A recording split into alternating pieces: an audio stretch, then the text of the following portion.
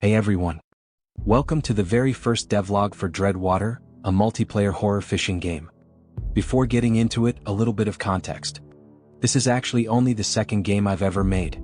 My journey started in July 2024 and honestly, it's been one of the hardest, most stressful, frustrating, but also fun and addictive journeys imaginable. If you're curious about where all of this started, feel free to check out my first game, Island of the Dolls. The link will be down in the description. There are already a lot of ideas planned for this game. Maybe too many. Some of them are pretty ambitious, and since this project is mostly being developed alone, it's hard to know exactly what will make it into the final game. Now, let's take a look at the first month of progress on Dreadwater. So, everything started with basic player movement. Nothing fancy, just getting a character walking around. After that came some visuals. I know most developers, at least on YouTube, are saying to start with a gray box, but after many tries it's not for me. A screen shader was added, along with some textures, 2D billboard models and a simple day and night cycle. Then came one of the best decisions made for the project so far, a developer console. My first game was made without one, since I didn't know what it was at the time. Being able to spawn things, test systems and debug features instantly has already saved countless hours.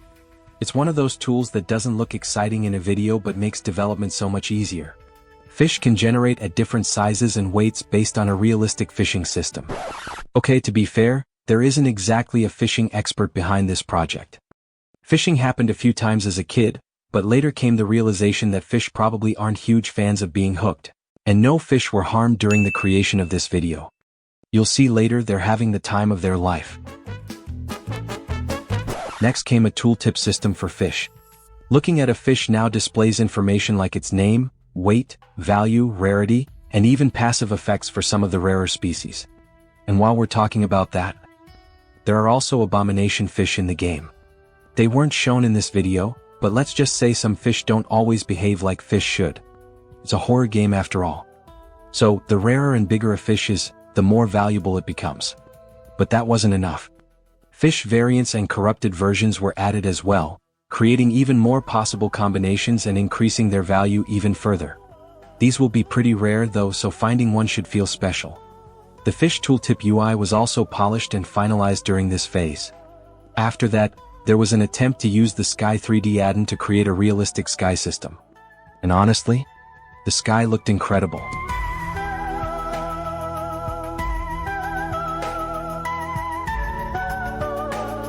But after some testing, it felt like overkill for the vibe being aimed for, and potentially more performance-heavy than necessary. So that decision was rolled back. Instead, the game shifted toward a more PSX-inspired visual style. I personally love this style, but it also fits horror games extremely well and is much lighter on performance. The result ended up being way better than expected. For the sky textures, the PSX Forest Asset Collection by Stark Crafts was used as a base, then modified using Affinity to create multiple variations for different times of day, weather conditions and special events. Including this lovely blood moon weather event. Totally normal. Nothing concerning there. And after all those changes, the visual direction of the game finally started feeling right. Most of the weather visuals are now finished, and the time UI is nearly complete as well. The old 2D fish models have also been replaced with proper 3D versions. And look at them. Absolutely beautiful. Just break dancing all over the place. Flopping around like they own the lake. Although, you may encounter a fish that flops way more than this in the future. Definitely not foreshadowing anything. The new fish tooltip is almost complete and honestly it's one of the features I'm most proud of so far. Somehow it manages to keep that retro PSX feeling while still using modern UI design, color coding, and icons. And that's pretty much where the project stands after 1 month of development.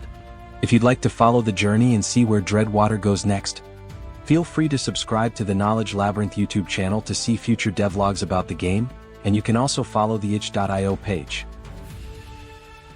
Thank you so much and until next time.